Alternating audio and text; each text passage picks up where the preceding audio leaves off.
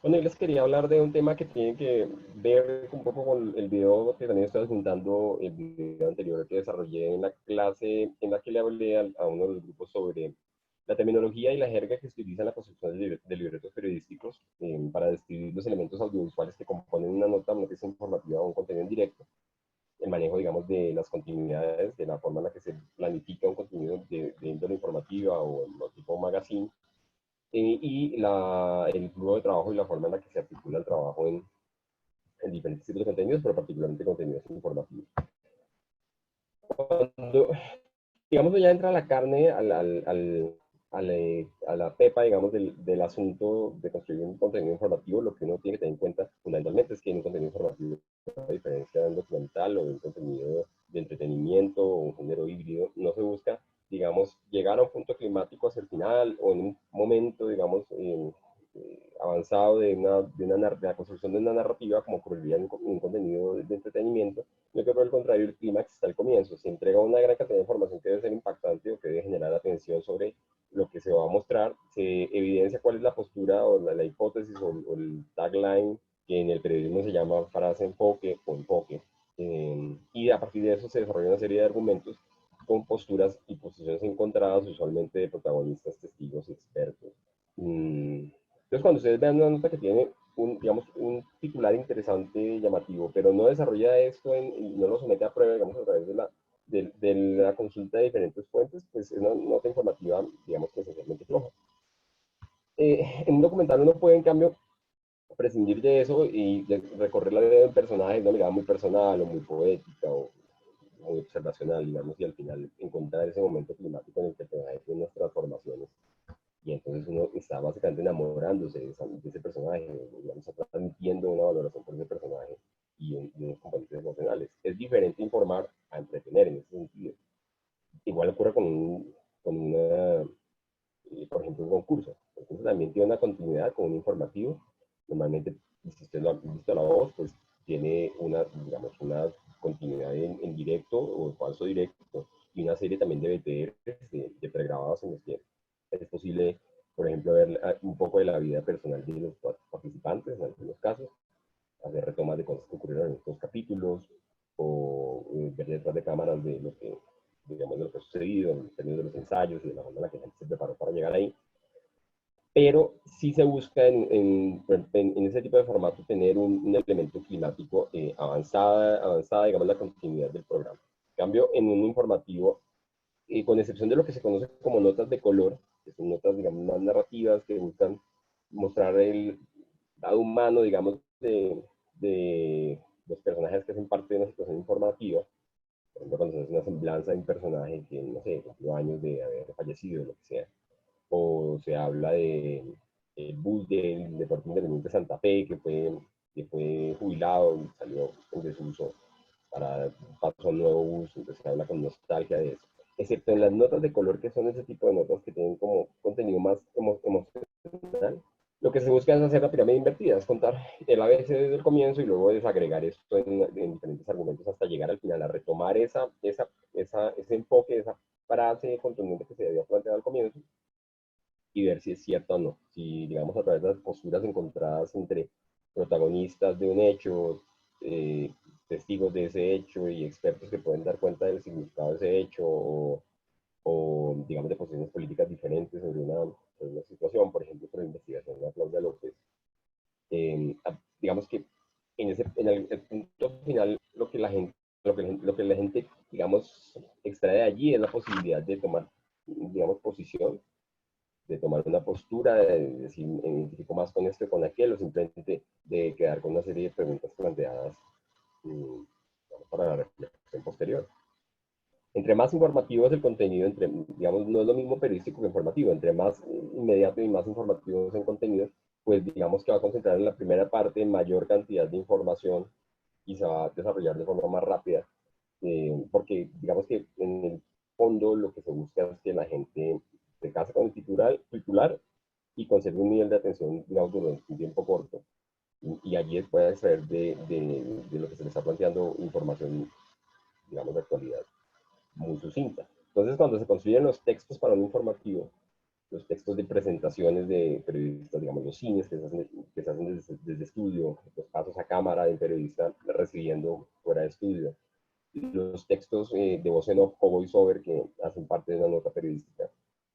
Se busca hacer breve y ahorrarse una cosa que, la que yo les hablé el otro día es de muletillas. Por ejemplo, ¿no? Viendo mis grabaciones de clase, usualmente estoy utilizando muletillas, siendo pensando, sobre todo porque es un entorno, digamos, nuevo. Entonces, digamos, es una muletilla que uso a menudo. Pero entonces, claro, uno está pensando al mismo tiempo que va hablando, pero un presentador, si ustedes lo ven, dependiendo de cuál sea el tipo de contenido, trata de transmitir credibilidad, trata de transmitir brevedad, trata de ser concreto. No todos los contenidos son iguales. Digamos que depende un poco de cuál es la intención de cada tipo de contenido. Les vamos a mostrar algunos ejemplos.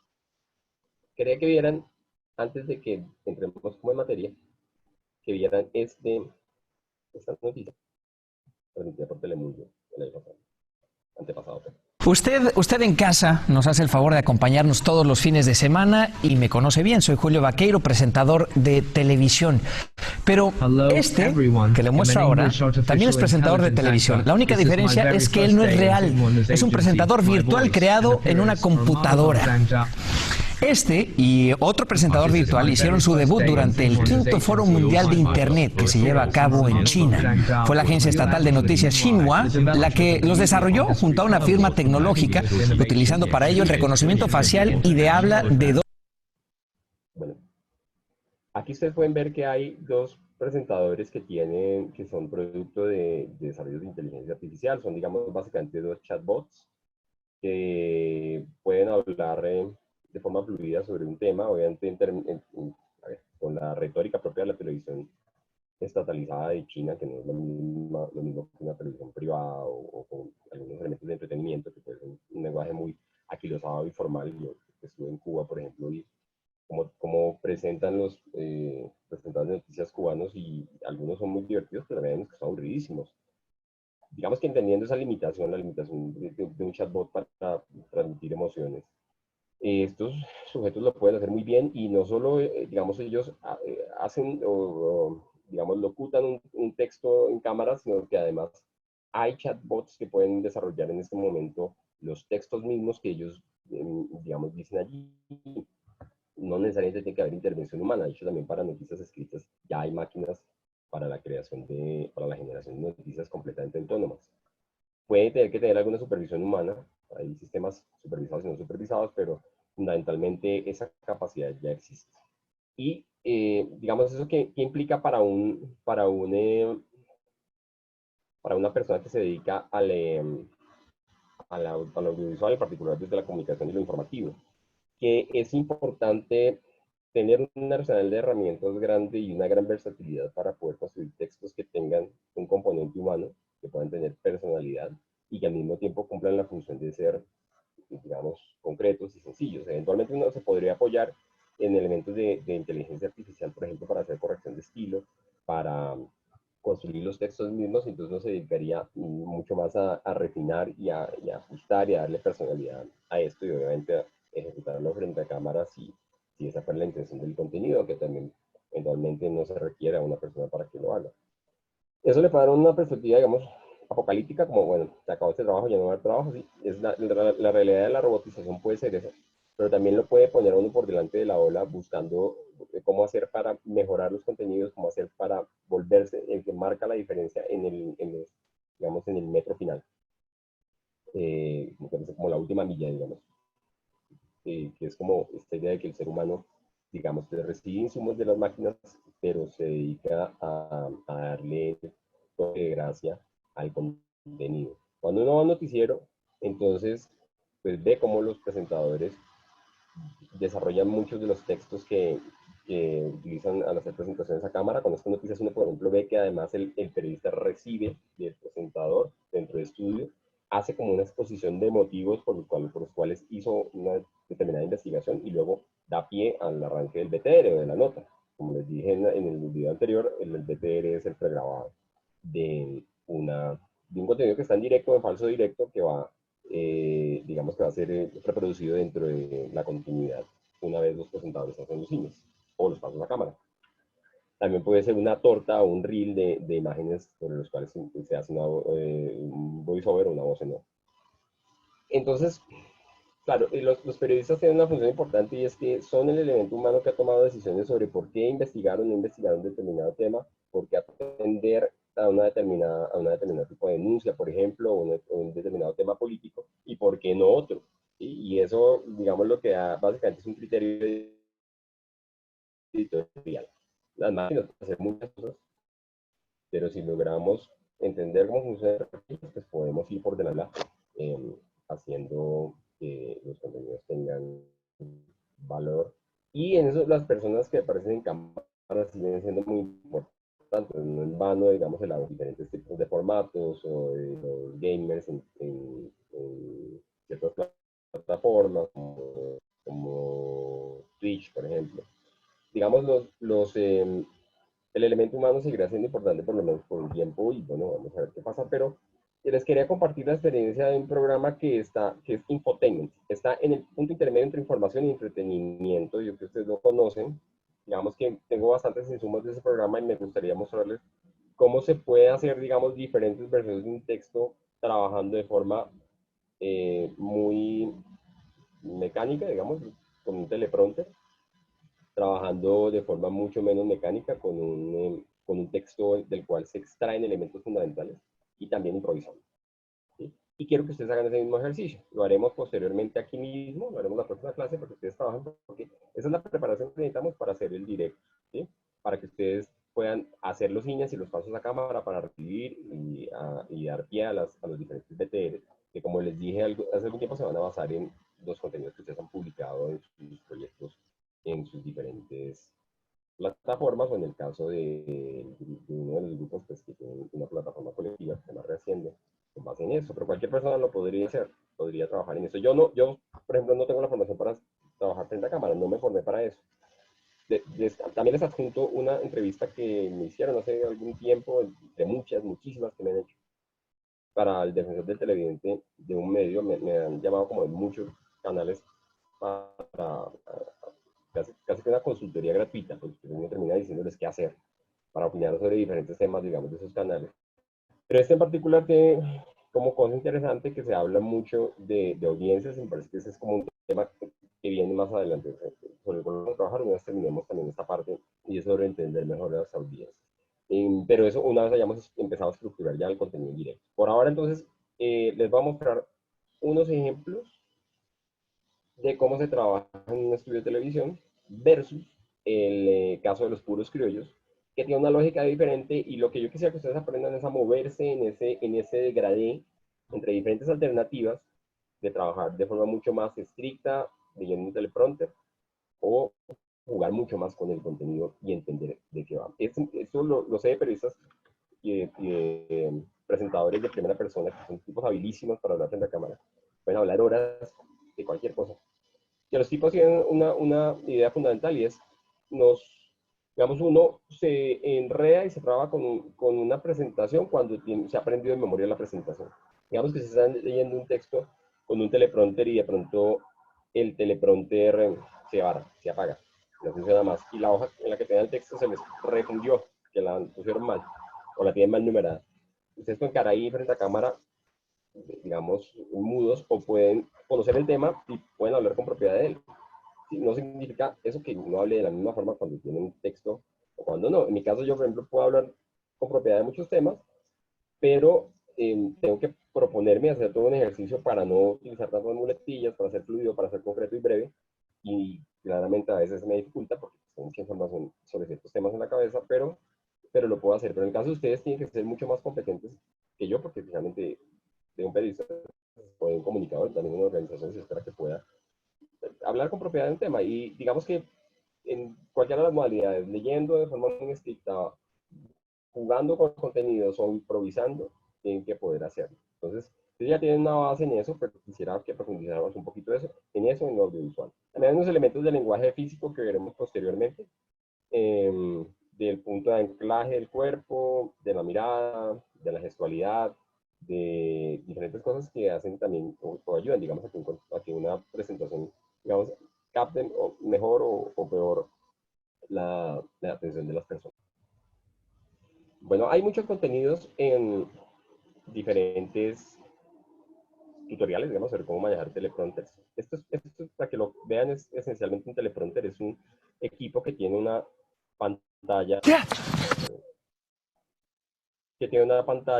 digamos, sobre un espejo que se ubica del lado de la cámara, ¿sí?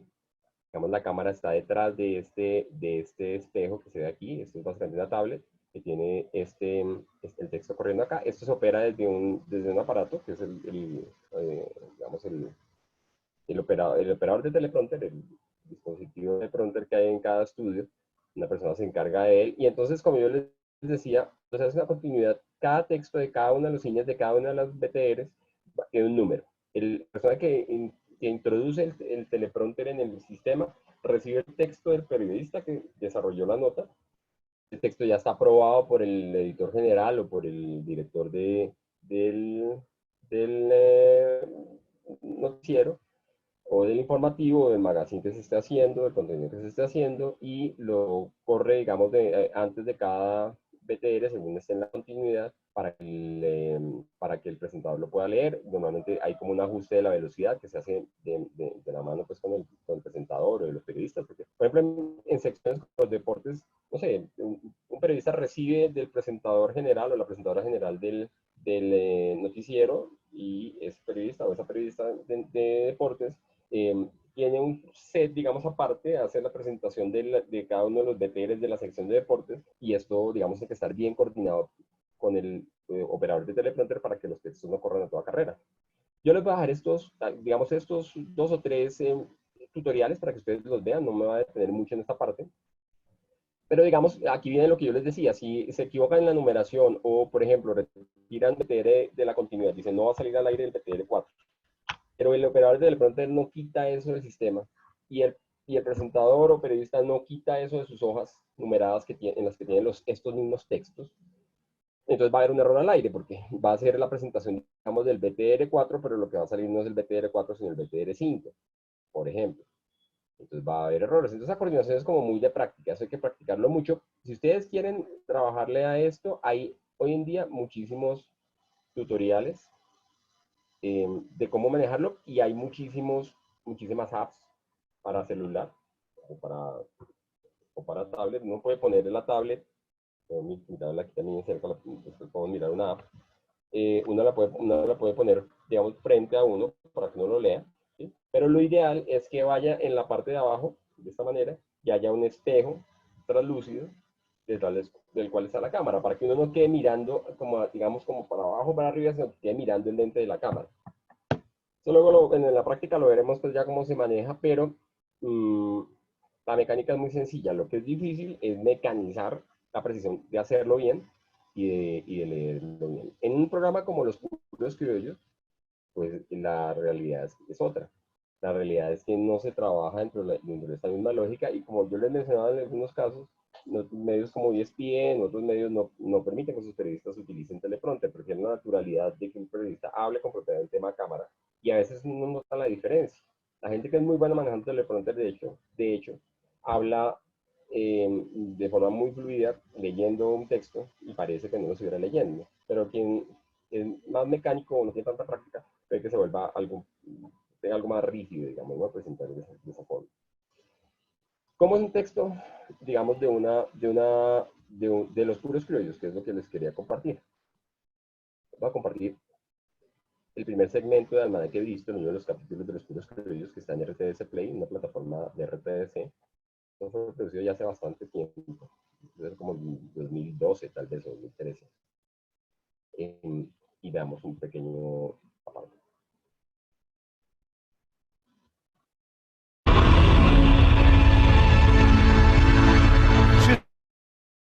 Si usted nació en este día y está sintonizando este programa, permítame felicitarlo, porque puedo afirmarle con los planetas alineados a su favor, así que relájese y disfrute.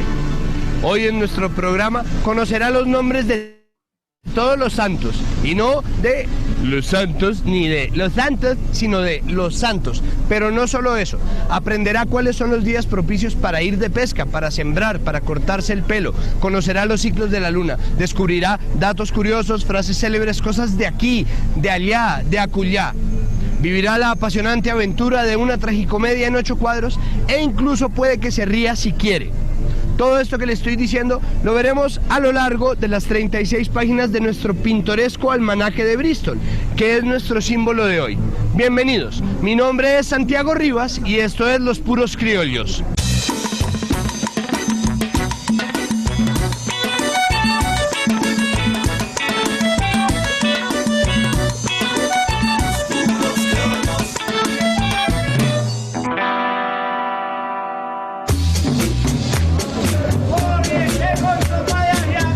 El almanaque Bristol no es un producto nacional, ni siquiera se imprime en nuestro país.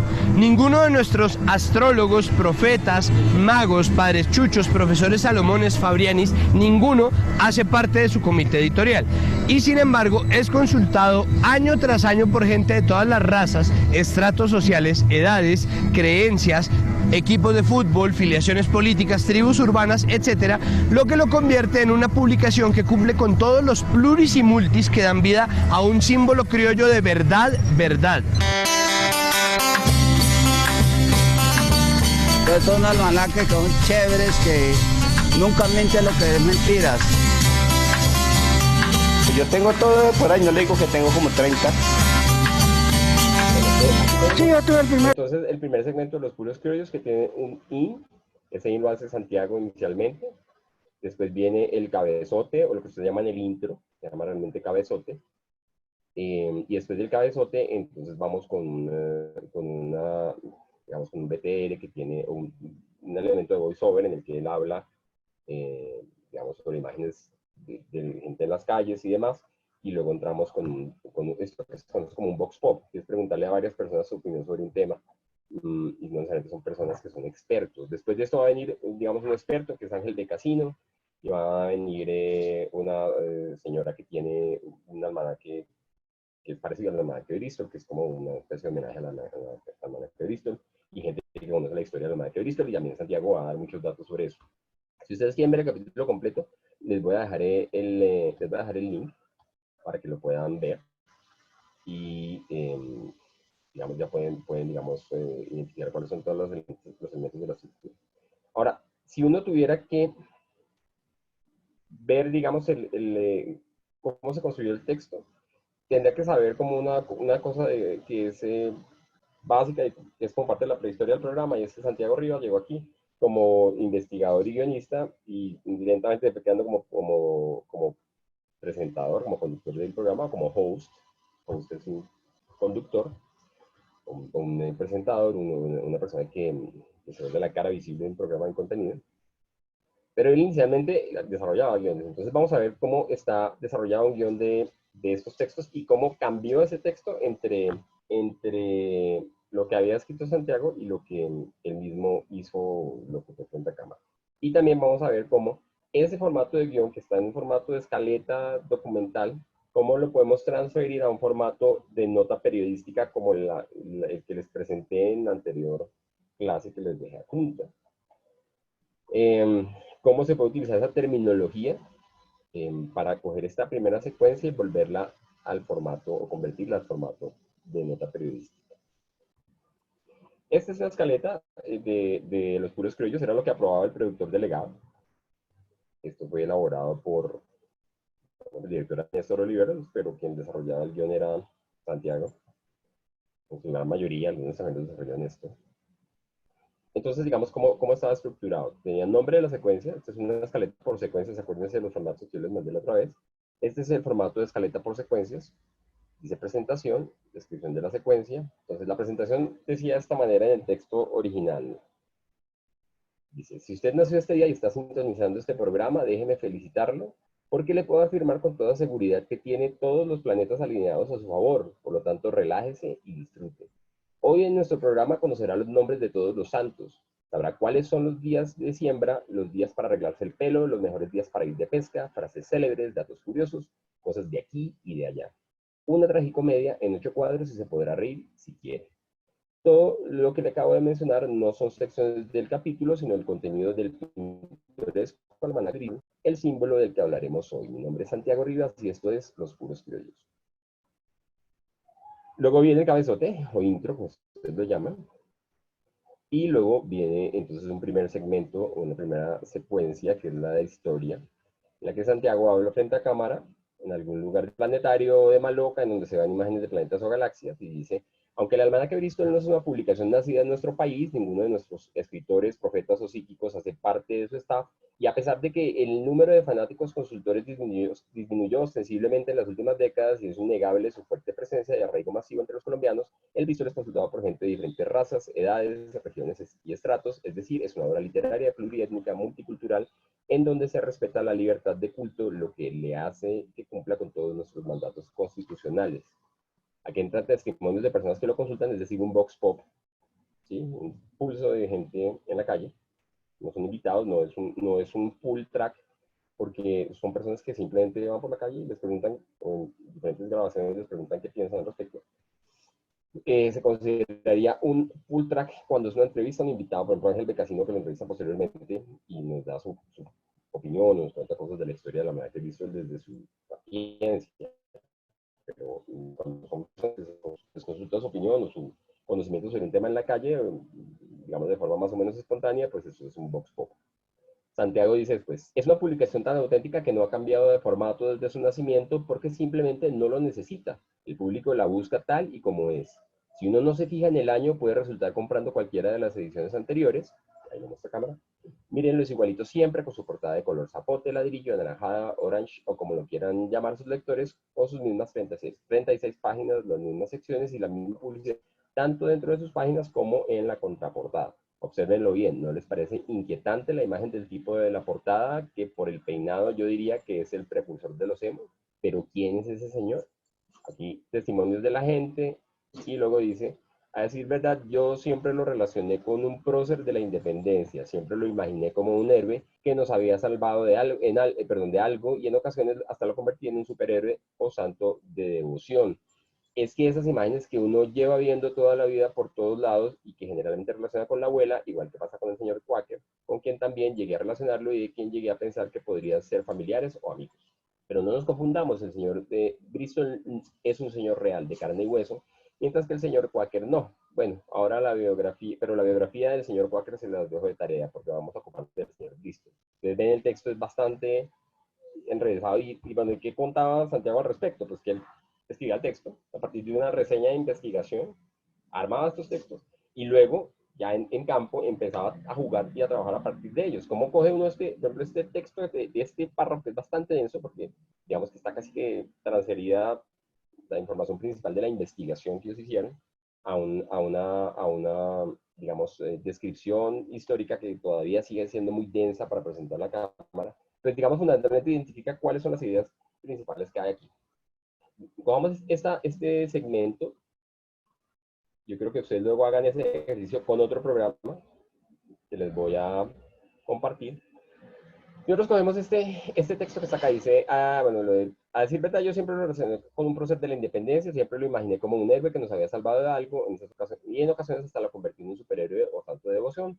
Ya les leí, y luego, pero no nos confundamos, el señor Bristol es un señor real, de carne y hueso, mientras que el señor Quaker no, El señor Bristol era un médico neoyorquino, especialista en curar enfermedades de la sangre y las causadas por la contaminación, cuyo nombre completo era Cyrenius Chapin Bristol. Resulta que este señor Bristol publicó en 1832 en Nueva Jersey un folleto con consejos para sus pacientes sobre el cuidado y la prevención de estas enfermedades. Adicionalmente, en las páginas del folleto promocionaba los medicamentos y jarabes que producía en su farmacia, y a propósito, hoy todavía existe y conserva su nombre. Sucede que en 1856 la firma Landman y Ken Berkeley compró la empresa del señor Chapin Bristol, y desde esa fecha, finales del siglo XIX, edita e imprime en Nueva Jersey cerca de 8 millones de ejemplares que se distribuyen para Colombia, Perú, Ecuador, Bolivia, Panamá, Nicaragua, El Salvador, Honduras, México, zona del Caribe, Brasil y en la costa de los Estados Unidos. En Colombia, hasta el principio de la década de los 80, cuando comenzó su fuerte decadencia, se vendían 1.400.000 ejemplares, cifra que se redujo desde entonces a 600.000 y que se ha mantenido hasta hoy. El almanaque que llega cada año al país hacia mediados de noviembre al puerto de Cartagena. Desde allí la empresa Business and Logistics lo comercializa en Colombia, se encarga de que llegue a Bogotá y que se distribuya por todo el país. Testimonio de Germán Bocanegra, presidente de Business and Logistics. Eso era lo que tenían planteado originalmente. Ya vamos a ver cómo cambió. El almanaque no se distribuye en las mejores librerías, tampoco en las papelerías, ni siquiera clasifica para puestos de revistas. Su distribución se hace en tiendas de barrio, droguerías tradicionales por vendedores ambulantes, loteros y maneros. Maneros, para quienes no lo saben, son los vendedores que simplemente lo llevan en la mano y se desplazan por diferentes puntos para ofrecerlo. Testimonio de don Isaías Forero, propietario de la chatarrería Betty, ubicada en la calle 11 con carrera 3. Desde hace 21 años, por ahí en el mes de octubre pasa un vendedor preguntando cuánto le dejo este año. Son varios los negocios como la cacharrería Betty compran bastantes ejemplares. El almanaque es un producto estadounidense original. Me parece muy bueno que una multinacional tan importante tenga en cuenta a nuestro país para repartirle cada año su calendario e informar a la población sobre todo lo que necesita saber. Esto desde mitad de noviembre es el machete, se vende como pan caliente. En Navidad para un poquito, pero los primeros días de enero vuelve a moverse. A lo largo de casi 2 siglos, esa sencilla y poco pretenciosa publicación ha sobrevivido a las recesiones económicas, a 2 guerras mundiales, a la televisión, a internet, al celular, a las reelecciones presidenciales, a las chuzadas y a las pandemias. Bueno, y aquí vamos al primer corte comercial. Vamos a ver cómo quedó plasmado esto en el programa. Si ustedes ven, este es un texto que es bastante denso. Digamos que si uno lo leyera digamos, un teleprompter, creo que tendría que hacerle una peluqueada grande a este texto para poder leerlo de forma que no se vuelva un ladrillazo. Pero ya van a ver qué manejo le dieron y cómo lo fueron transformando desde la realización, entre Néstor, el director, los realizadores del programa. Acuérdense que por debajo del director puede haber varios realizadores. Eso es algo que yo les comenté a algunos, pero no tratamos con todos.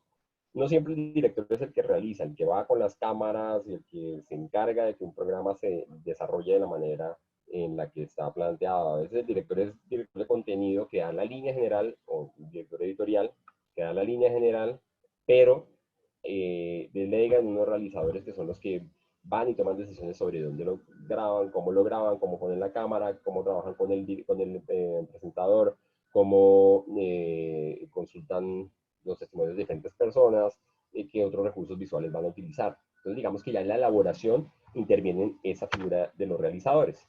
Puede que haya un jefe de realizadores y... prácticamente por él. Trabajando en paralelo, por ejemplo, que van a trabajar más rápido, puede que haya un solo realizador, puede que haya varios realizadores que, digamos, que respondan directamente al director general. Eso depende del formato y uno lo puede organizar como quiera. Entonces, digamos, eso depende del manual de funciones y de roles y funciones de cada programa. Dependiendo del programa hay una estructura diferente, pero hay ciertas estructuras típicas dependiendo del tipo de contenido. Como en este caso se trata de un magazine que tiene ciertos elementos de infotainment, usualmente hay un director general que es al mismo tiempo director de contenidos y director audiovisual, pero él delega en 1 o 2 realizadores con sus respectivos productores que incluso trabajan en paralelo, se van a viajar, graban varios capítulos de chorro y luego, digamos, en un viaje, por ejemplo, para reducir costos, y luego vienen y editan, le entregan al editor, digamos, quietado el material para que el editor termine de trabajar. Y ahí la función del editor es muy importante. Digamos que es un editor como editor conceptual que tiene que poder darle estructura y ritmo al programa. Esto que lo estoy diciendo además me lo dijo Santiago. Yo lo entrevisté, pues yo trabajé con él, pero además lo entrevisté alguna vez para algo que iba a hacer en la escuela de San Antonio de los Baños, y le pregunté muchos detalles de cómo se trabajaba. Logro encontrar ese material, lo edito y le mando un ejemplo de qué cuenta él en relación con cómo era la estructura de trabajo de este programa y cómo era la estructura de trabajo de Norbit. Cómo se articulaban y se organizaban de formas muy diferentes. Es muy, muy diferente de Norbit, que fue un magazine cultural con reporteros en diferentes lugares de Colombia y del mundo, a los puros escritos que era un magazine de infotainment, de información y entretenimiento, mucho más en la línea de un magazine documental que tiene otras lógicas de producción. Entonces, si encuentro ese material, lo edito porque será súper chévere que puedan escuchar de boca de él. Pero entonces, bueno, ¿qué pasaba aquí? Él tenía sus textos, los había desarrollado, él mismo sabía que sus textos todavía estaban más cerca de la investigación que del texto, digamos que del copy que se debería locutar frente a cámara. Acuérdense que es la diferencia entre un racional y un copy. Pero él conocía muy bien el tema porque había trabajado en la investigación o había recibido del investigador todo un gran volumen de información y digamos que estaba empapado del tema. Entonces, siendo él el presentador, en este caso funcionaba muy bien y tenía, digamos, la gran ventaja, y ya lo van a ver, de que él no se enamoraba del texto que escribió, sino que sabía que ese texto era dinámico y que tenía que cambiar. A veces cuando uno es realizador audiovisual o comunicador social, escribe un texto y se enamora de él. Y para estos tipos de contenidos a veces es bueno también, digamos, prescindir de ciertas cosas, saber omitir, quitar cosas y saber transformar y además interactuar con la gente que está alrededor y dejarse, digamos, empapar y escuchar a la gente con la que trabaja, la gente que encuentra en el camino y que le va contando historias sobre este tema. A él le pasa, en particular, a Santiago, que por donde va la gente le va hablando, la gente le coge confianza rápido y habla con él, y él es muy hablador. Entonces, ustedes van a ver cómo van apareciendo personajes que no estaban en el guión, porque él se los fue encontrando, literalmente. Lo decía así: yo iba por la calle y la gente me hablaba, me perseguía para contarme cosas del tema. Esa es una gran ventaja cuando tiene esas características. Lo mismo Néstor y la gente del equipo, pues, del programa, tienen esa capacidad como de establecer una empatía con la gente, y pues por donde iban encontrando nueva información que no estaba en la investigación. Vamos a ver lo que viene de esa combinación. 50 en adelante. Pues lo compramos porque sabemos de que nos va a ser muy útil. Almanaque Bristol, esto era cosa de mis abuelitos. Y esto valía 1 centavo. Este era el Google de la antigua generación. El Google de la antigua generación. El historiador y ensayista Germán Arciniegas dijo alguna vez que su curiosidad literaria no había nacido de los clásicos, como el Quijote o la Ilíada, sino del Almanaque Bristol, que además de ser un texto de iniciación, es una referencia constante en la literatura latinoamericana, no solamente como un texto de consulta para los personajes de las novelas y los cuentos, sino además como una referencia a lo cotidiano. Hay gente que cuando llega el final de año y va a aparecer el nuevo calendario, está absolutamente pendiente de cuándo aparece en las calles la venta del nuevo calendario, porque prácticamente sin el calendario guía es como si no pudieran vivir bien, ¿no? No se les olvide que es pintoresco, muy popular, sí, lo pintoresco. No es lo académico, serio, muy grave y tal. Es tal el arraigo que el Almanaque Bristol tiene entre la gente, que uno tiende a pensar que es tan colombiano como esta canción, que no sé si sea colombiana, o como la Policía Nacional de Colombia. Uno cree que esto fue hecho en alguna editorial perdida o alguna botica tradicional, mas no. Al igual que la llama, que la trajimos del Perú, el Almanaque Bristol, que es gringo, lo trajimos de Nueva York. Y el calendario Bristol tiene la capacidad de ser un tanto universal. Está presente en muchos lugares y ha sido asimilado por todos esos lugares como si fuera propio. Colombia es el único país de los más o menos 30 en donde se publica el almanaque en que a Bristol le salió señora competencia.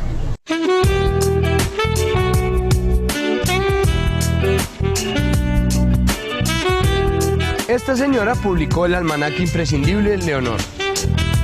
Yo decidí hacer mi propio almanaque y quiero advertir que este almanaque no es un clon del almanaque Bristol. Y yo primero quise contactarme con las personas del almanaque Bristol porque yo decía, yo les quiero dar a ellos otras ideas, quiero también colaborarles en ese almanaque que me parece una publicación excelente, pero no pude hacerlo y entonces dije, yo voy a hacer mi propio almanaque.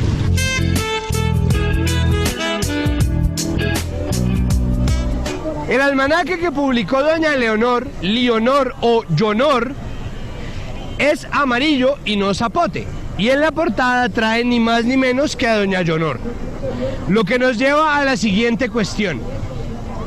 ¿Quién es el señor que sale en la portada del almanaque Bristol? ¿No les intriga saber quién es este señor cuyo peinado ha estado in y out unas 100 veces desde que se inventó el daguerrotipo? Como un rey de Inglaterra. Es un papa, pero no me deje si no le sé yo la historia de qué año es ese. Cara como de, no sé, como de un líder político o de un tipo con poderes, no sé, astronómicos, supongo yo. El señor que está en la portada, pues hombre, no lo conozco. ¿Podría ser Rafael Núñez, el que está ahí? ¿O quién? Este era Cristóbal Colón. De pronto sí, que yo he visto muchos homenajes en otras partes del país. Que ese dibujo tiene que haber sido del doctor Bristol. Entonces eso también fue algo que yo traté también como de copiar, ¿verdad? Sí. Y también quise que tuviera como ese toque como de antigüedad. Porque tampoco es que yo sea muy moderna. Se trata de una de esas imágenes que uno lleva viendo toda su vida por todos lados y que tiende a relacionar con sus abuelas, lo mismo que el señor de Quaker. De hecho, uno podría llegar a pensar que el señor del Bristol y el señor de Quaker eran amigos, pero no, el señor de Quaker nunca existió, era un avenero genérico. Benita, mami, ¿cuánta leyendo? A 1800, véala acá, véala. Mientras que el señor Bristol existió en carne y hueso. Se trataba de un doctor neoyorquino especialista en curar enfermedades de la sangre y las producidas por la contaminación, llamado Cyrenius Chapin Bristol. Y repito, Cyrenius Chapin Bristol. Alguna vez yo dije que si yo hubiera conocido al doctor Bristol, yo lo hubiera, los dos nos hubiéramos entendido bien. Y a lo mejor entre los dos hubiéramos tenido muchos almanaquitos. Resulta que este doctor Bristol publicó en 1932 en Nueva Jersey un folleto explicando cómo prevenir estas enfermedades y además le metió publicidad para los jarabes y tónicos y medicamentos que él producía en su farmacia. En realidad, a mí me parece que los anuncios del Bristol y del almanaque... El capítulo completo.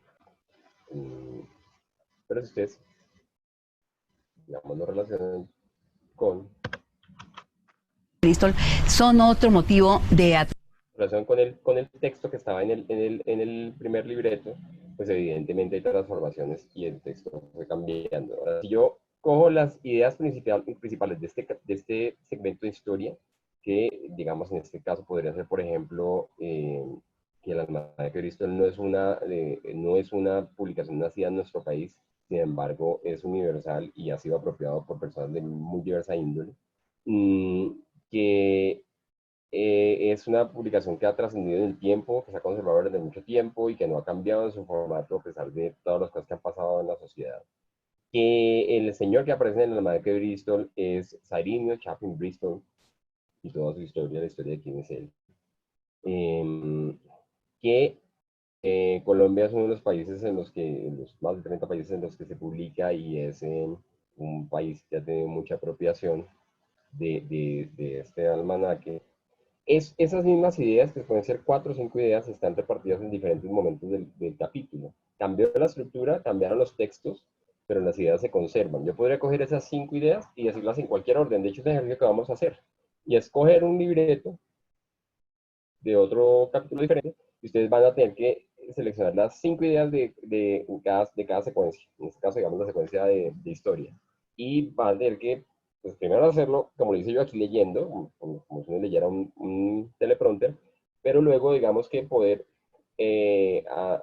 hacer esa misma presentación a cámara con el texto, pero sin utilizar las mismas palabras del libreto, simplemente utilizando sus propias palabras. Y luego van a poder, después de repetir un par de veces, van a poder decir lo que está en el libreto sin ver el libreto nunca, simplemente a base de las 4 o 5 ideas principales de cada secuencia. Y lo van a poder hacer en el mismo orden o en un orden diferente, arrancando por el final, por ejemplo. Es decir, de los 30 países en los que el almanaque Bristol ha sido publicado, Colombia es uno de los países en los que más ha sido apropiado. El almanaque Bristol es universal, ha pasado por diferentes épocas, pandemias, y siempre tiene el mismo aspecto, el mismo color zapote, con la misma cara del señor Cyrenius Chapin Bristol, que digamos fue el farmacéutico que en el siglo XIX fundó este almanaque para promocionar sus productos, que aún hoy siguen siendo vendidos en las farmacias en Bogotá y que siguen apareciendo en el mismo almanaque. El almanaque Bristol tiene toda clase de historias que en todos los rincones del país han sido leídas por gente de diversas razas, de diversas procedencias. Ha vuelto un símbolo nacional, aunque no fue creado en Colombia.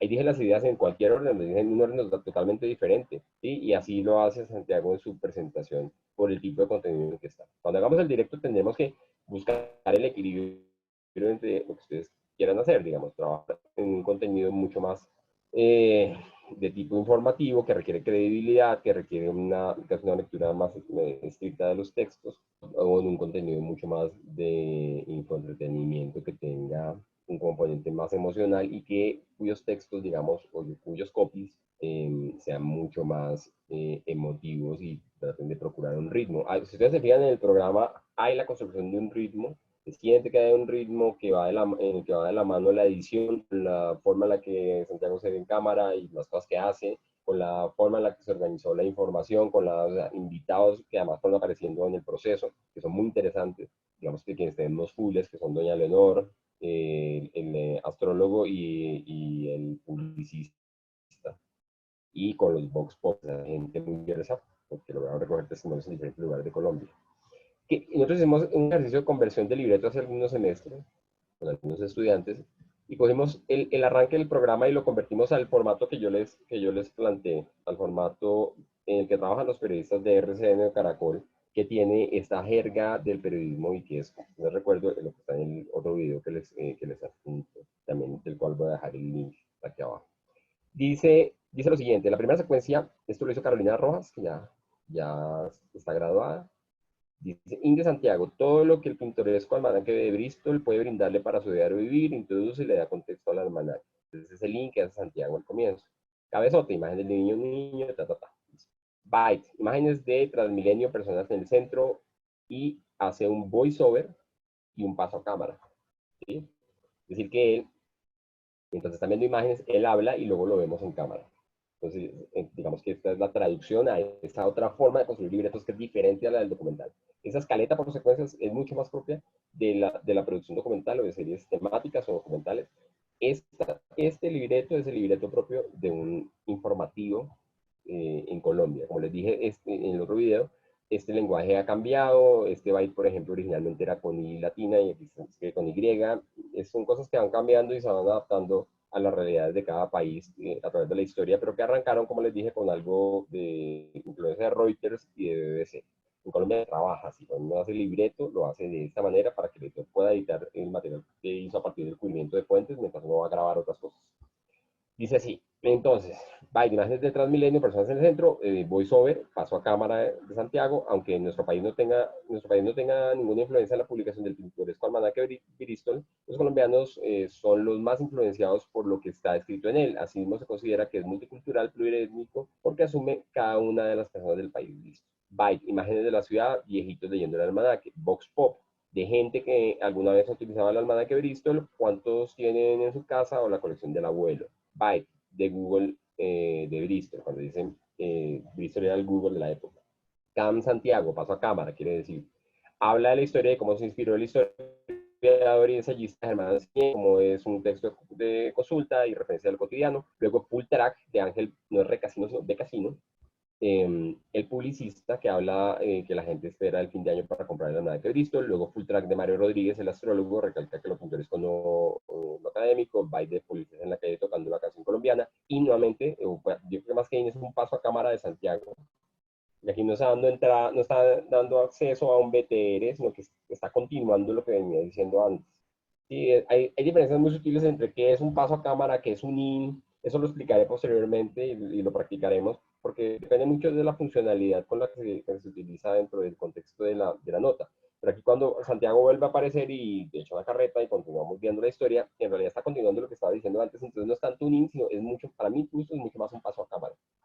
Entonces dice, las personas tienden a pensar que el pintoresco almanaque de Bristol es de origen colombiano, pero de los países de Estados Unidos, y luego nuevamente vamos con un full track de Ángel de Casino. Entonces, si ustedes ven, es digamos, este formato y el otro formato y este otro formato pueden, digamos, de alguna manera, también podemos hacer ese mismo ejercicio con un guión literario de ficción y convertirlo a un libreto en este formato de los libretos informativos. Ahora, ¿cómo se construyen los textos o cómo se hacen los textos, los copies que digamos que están en el noticiero? Si esta fuera la presentación y fuera del estudio, y esto fuera estar en el teleprompter, simplemente pondría en una hoja blanca con el número 1, ¿sí? Este texto, esto estaría en el escritorio del presentador, y ese mismo texto estaría corriendo verticalmente en el teleprompter. Sería simplemente una hoja con ese texto. Yo copio y pego esto en una hoja blanca, este texto lo copio allí, y este es el libreto del primer IN de presentación. El segundo IN llevaría, digamos, un segmento de texto acá, y llevaría el número 2, y así lo iría alternando con los BTRs. Pero simplemente lo que quiero, digamos, mostrarles es que esas dos formas de expresar el libreto o el guión, aunque son muy diferentes entre sí, básicamente contienen la misma información, y uno simplemente tiene que aceptar que es la forma en la que está organizado. Ahora, la forma en la que se organizan los textos, además de que Santiago juega con ellos y los cambia el orden, y que luego el editor y el director cambian la estructura del programa para ir introduciendo estas píldoras de información en diferentes puntos, de manera que no se haga tan pesado y que haya un buen ritmo audiovisual y temático en el programa. También Santiago hace una cosa que es muy interesante, y es que las resume, acorta, ¿sí? Las hace mucho más cortitas, más concretas, digamos, las aleja de la investigación, del racional que es el texto de investigación, y la lleva mucho más al plano del copy, a un texto que es mucho más emotivo y que puede ser mucho más fácil de digerir por parte de la gente. Aparte, es performativo, entonces hace cosas, baila, molesta en cámara, habla con la gente, es parte de su naturaleza. Y entonces ahí vuelvo a lo del comienzo, y ya para terminar esta clase. Es fundamental que en la época en la época de la inteligencia artificial, ustedes vayan por delante de las máquinas. Una máquina les puede arrojar este mismo texto que hizo Santiago, pero lo que no puede hacer una máquina es, digamos, interpretar ese texto frente a cámara, llevarlo a una escena, a una puesta en escena. Eso es lo que es diferente, es la personalidad que ustedes le pueden agregar. Entonces, que las máquinas funcionen, digamos, de la mano con nosotros para construir contenidos con personalidad, ¿sí? Más que suplantarnos, deberíamos ser complementarios. En el futuro la aplicación de inteligencia artificial va a ser altísima, incluso el personaje, nosotros algunos lo hicimos con compañeros en la universidad hace mucho tiempo. Hicimos un personaje que era como un extraterrestre en animación 3D, y presentaba un magazine. Nunca aparecía un ser humano en la presentación, solo los BTRs del programa. Pero éramos nosotros quienes dirigíamos esa máquina, ese personaje animado. Hoy en día, con la inteligencia artificial, nosotros vamos a ser en buena medida entrenadores de máquinas, entrenadores de autómatas o robots, y como entrenadores de ellos tenemos que ser tan o más competentes que ellos para poder entrenarlos. Es muy difícil enseñar algo que uno no sabe, que nunca ha hecho, que nunca ha visto, que nunca ha tocado.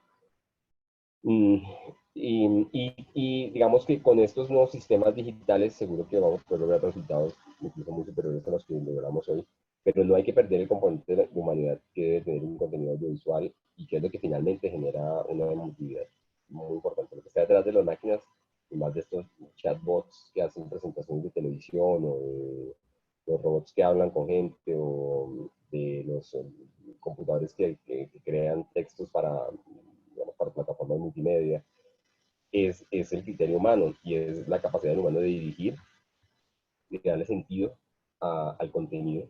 De, por ejemplo, si usted pone un robot a hacer un texto, puede que tenga muchos ejemplos que no los veremos ahora, pero son ejemplos, por ejemplo, de publicidad en la que el libreto ha sido hecho por inteligencia artificial no supervisada, sin intervención humana. Pero lo que el humano puede hacer es lograr que esa máquina no desarrolle un texto puramente racional, sino que se entrene adecuadamente para poder convocar las emociones de la gente. Y en los contenidos que realizamos nosotros, yo creo que es clave poder dominar esas herramientas y lograr algo que, como les dije, a mí a veces me cuesta, que es la concreción, la brevedad y la simpleza para poder transmitir emociones a través de un texto que además informe, ¿no? Y hacerlo de forma equilibrada, digamos, alternando, como lo haremos en el directo, contenidos presentados por ustedes mismos, con BTRs pregrabados en los que haya, digamos, que el contraste de diferentes tipos de fuentes primarias, secundarias, y de testigos, protagonistas y expertos que nos pueden dar diferentes miradas de cada uno de los contenidos de los BTRs. Entonces, la tarea es Vamos a hacer un ejercicio que les voy a dejar descrito en un correo que les voy a enviar, para que ustedes, a partir de 30 minutos, que es un programa de títeres para niños, un noticín, una parodia de un noticiero, y un noticiero y magazine, con títeres y con diferentes elementos de ficción. Les voy a mandar uno de esos capítulos para que lo analicen y para que vayamos preparando este mismo ejercicio de presentar frente a cámara a partir de los textos de un segmento de un libreto de los puros criollos, un contenido audiovisual desde la lectura, como en el caso de un teleprompter, digamos, desde la interpretación libre del texto, contando con ese texto en una pantalla, y desde también la improvisación, prescindiendo completamente del texto, y lograr esa capacidad de improvisación que ustedes deberían poder tener en directo, incluso aunque se les apague el teleprompter y queden parados, porque no se trata de aprenderse las cosas de memoria, se trata de entender de qué trata, cuáles son las ideas principales, que es lo más importante de eso que se plantea allí, conocer los temas. Uno puede saber de todo en la vida, pero puede tener una información de referencia de cada tema, de cada nota que va a presentar, y también, digamos, ganar tranquilidad, quitar muletillas, aprender a tener un lenguaje corporal en el que no haya, por ejemplo, pendulaciones permanentes, en que haya cierta relajación, en que los hombros estén, digamos, relajados, en que uno va logrando esos niveles de comodidad que tiene que tener para poder empatizar con la audiencia, porque finalmente de eso se trata. De un noticiero informativo, pues digamos, la credibilidad es como la forma de empatía, es la forma de conexión que hay entre el presentador y el público, el host. Pero en otros formatos que mezclan entretenimiento, formatos híbridos y magazines y demás, también desde la construcción de una personalidad en cámara, que no necesariamente corresponde con la personalidad real de ustedes. Ustedes pueden construir una personalidad alternativa, un avatar, que es el que finalmente va a estar frente a la cámara.